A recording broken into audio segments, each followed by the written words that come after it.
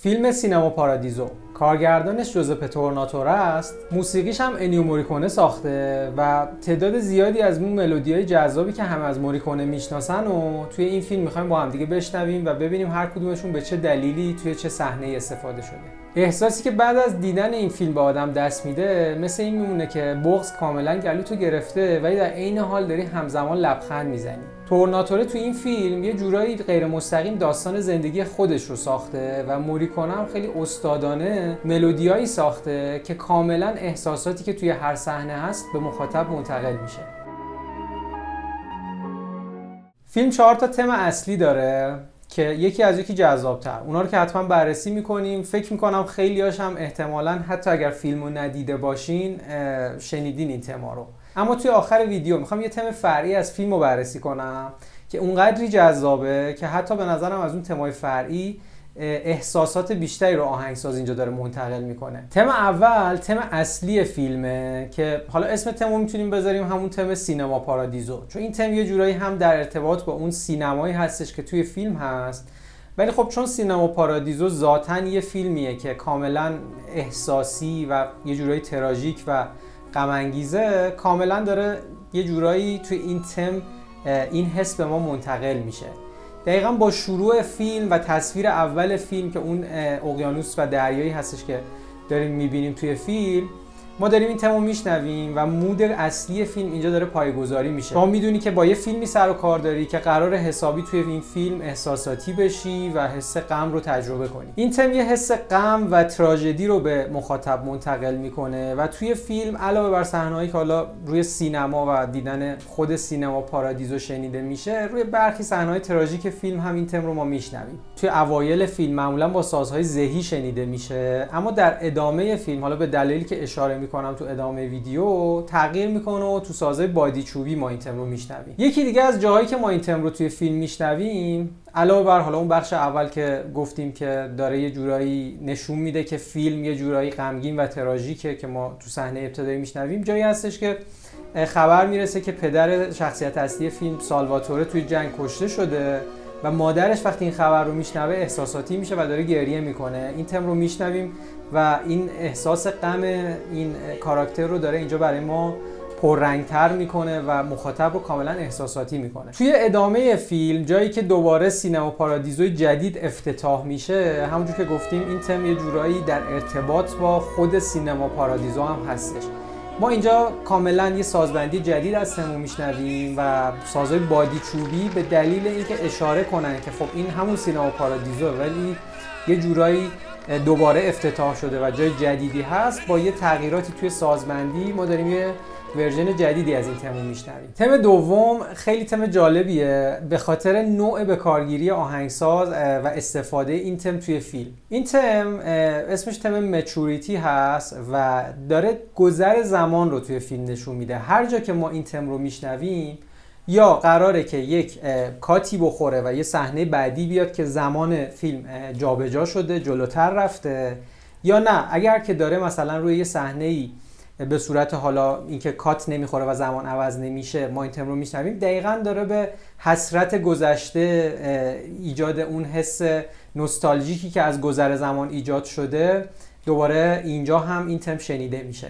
بریم یه چند تا مثال رو ازش ببینیم. توی ابتدای فیلم دقیقاً جایی که مادر سالواتوره یا همون توتو بهش زنگ میزنه و قراره که بعد از 30 سال از مهاجرتش از اون دهکده‌ای که توش زندگی میکرده دوباره به اونجا برگرده، ما داریم این تم رو میشنویم. این دقیقاً داره اشاره میکنه که سالواتوره مثلا یه کودکی بوده که حالا بزرگ شده تو سن نوجوانی، از اونجا مهاجرت کرده و حالا داره بعد از گذر این زمان برمیگرده به همون دهکده کودکیش. این میخواد یه جورایی اینجا ما نشون بده که اون گذر زمان اینجا اتفاق افتاده. توی یه سکانس دیگه جایی که کارگردان میخواد سالواتوره یا توتو رو نشون بده که بزرگ شده، از سن کودکی وارد نوجوانی میشه، صحنه رو میبینیم که آلفردو، اون کسی که حالا سینما رو میگردونه و خیلی هم مورد علاقه توتو هست، دستش رو روی صورت توتو میذاره و دقیقاً دوباره با شنیدن این تم یه کاتی میخوره صحنه و وقتی دستش رو از صورتش بلند میکنه میبینیم که کاراکتر اصلی فیلم اینجا دیگه بزرگ شده و یه نوجوان شده. یکی دیگه از صحنه‌های جالب این فیلم جاییه که سالواتوره توی کوچه پس کوچه های این دهکده‌شون داره جلوی خونه النا، اون کسی که حالا اون دختری که دوستش داره، انتظار میکشه و یه حس دلتنگی رو تجربه میکنه. ما اینجا داریم دوباره این تم رو میشنویم. این تم هم داره دوباره به گذر زمان اشاره میکنه، اینکه یه تایم زیادی هستش که این داره تو این کوچه پس کوچه ها زمانی رو میگذرونه و منتظر النا هست و در عین حال داره اشاره میکنه که خب با گذر زمان و بزرگ شدن کاراکتر اصلی فیلم ما داریم دقیقاً این رو میبینیم که این کاراکتر از کودکی بزرگ شده و حالا دیگه داره عشق می‌ورزه. خب تم بعدی تم توتو یا همون مرتبط با شخصیت اصلی فیلم سالواتوره است، یعنی دقیقاً داره اشاره میکنه به این کاراکتر. ما این تم رو در ارتباط با این شخصیت میشنویم. این تم خیلی معروفیه که احتمالاً شنیده باشیدش و چند تا واریاسیون مختلف ازش میشنویم با سازبندی‌های مختلف و با تمپوهای مختلف. یعنی مثلا یه جاهایی بسته به شرایط فیلم ممکنه تمپوش آروم شه و حس غم انگیزی رو منتقل کنه، یه جاهایی خیلی سرزنده و شاد، یه جاهایی هم که حالا روی این صحنه میبینید به طور خاص داره اشاره میکنه به خود شخصیت توتو توی کودکی. توی این حالت معمولا ما تمو با ساز چلستا میشنویم که اون حالت کودکانه رو به ما منتقل کنه و در ادامه این تم که حالا با حالتی که توی چلستا شنیده میشه معمولا فلوت توی ارائه بعدی ادامه میده تم رو و دوباره تکرار میکنه. یه حالت دیگه هستش که به صورت کلی داره به دوران کودکی سالواتوره اشاره میکنه، یعنی مستقیما اشاره نمیکنه که حالا این تم داره برای سالواتوره روی صحنه نشون داده میشه، داره مثلا اتفاقاتی که توی اون دهکده توی جریان هست رو نشون میده. توی این حالت ما با یه تمپوی خیلی سرزنده و تند و با سازهای ذهی به صورت شاخص داریم این تم رو میشنویم. توی این صحنه سالواتوره بعد از 30 سال میاد به خونه دوران کودکیش و وارد اتاق دوران بچگیش میشه. وارد اتاق میشه، تخت رو نگاه میکنه، به دیوار نگاه میکنه، دوچرخه دوران کودکیش رو میبینه، قاب عکس‌ها رو نگاه میکنه و خاطرات براش تداعی میشن. ما همزمان داریم تم توتو رو اینجا میشنویم و با یه سازبندی خیلی سبک با ساز ذهی با تمپوی خیلی آروم و حس غمی رو منتقل میکنه که داره انگار حسرت این 30 ساله رو براش نشون میده. کم کم که جلو میاد و وقتی برمیگرده به سمت چپ و اون میزی رو میبینه که توی دوران کودکی روش اون ابزار سینماییش رو باهاشون کار میکرده، اون نگاتیو ها رو میبینه، اون فیلم های بریده شده رو وقتی میبینه احساساتی میشه و یه جورایی اون حسرت گذر زمان رو احساس میکنه. آهنگساز خیلی استادانه اینجا تم توتو رو وصل میکنه به تم مچوریتی که این گذر زمان و اون حسرتی که درون کاراکتر هست رو نشون بده. تم بعدی احساسی ترین تم فیلمه، تم عشق یا تم لاو که احساس سالواتوره نسبت به النا رو داره نشون میده.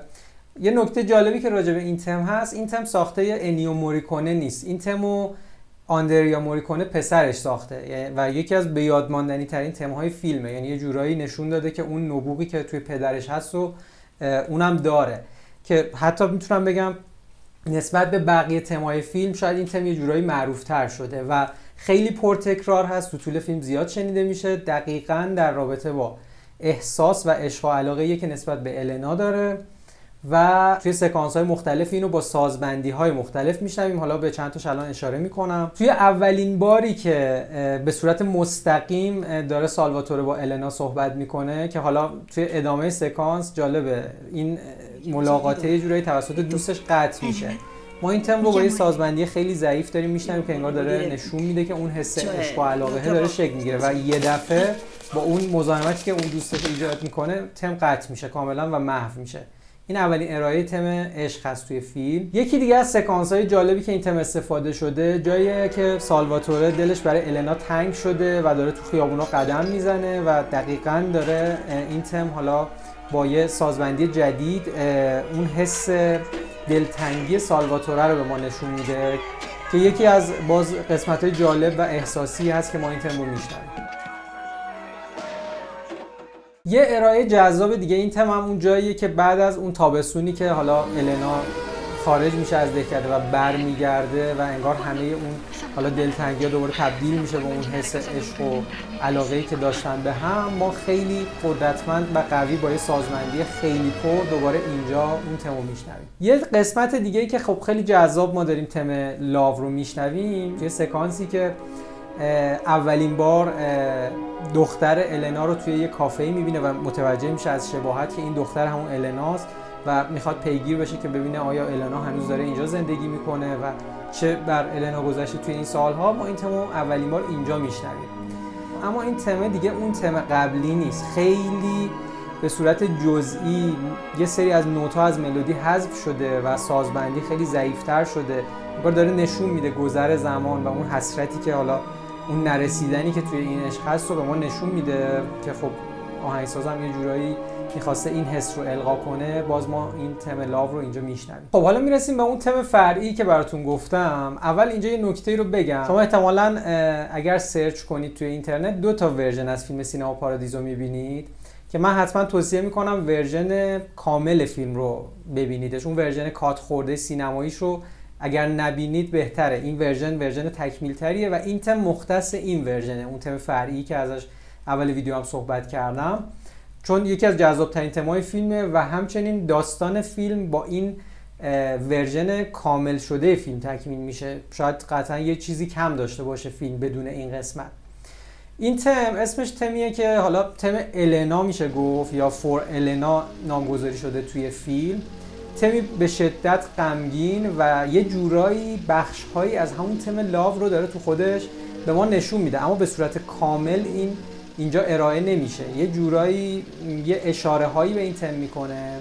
ما این تم رو با سازهای ذهی میشنویم و در ادامه پیانو بهش اضافه میشه. خیلی احساسیه این تم و داره یه جورایی اون حسرتی که حالا سالواتوره از نرسیدن به النا توی همه این سالها با خودش داره رو نشون میده. توی قسمت دیگه‌ای که حالا بعد از اینکه در حال پیگیریاش رو میکنه و دوباره با النا ملاقات میکنه بعد از سالها، ما باز با حالتی قوی‌تر و ارائه کامل این تم رو اینجا میشنویم که خیلی احساس غم انگیز و جذابی رو منتقل میکنه به مخاطب. در این حال یعنی اون حس بغض و لبخندی که اول ویدیو ازش صحبت کردیم و اینجا کاملا مخاطب میتونه تجربه کنه. نظر شخصیم راجع به موسیقی این فیلم یکی از مورد علاقه ترین فیلم‌های خود منه، به این دلیل که آدم یه احساس همزادپنداری خیلی قوی رو با این فیلم میکنه و دقیقاً هم به خاطر اینه که کارگردان این فیلم یه جایی اشاره کرده، گفته که این یه جورایی داستان زندگی خودمه و خب طبیعتاً این احساس به مخاطب هم منتقل میشه. خیلی عمیق و دقیق بهش اشاره شده.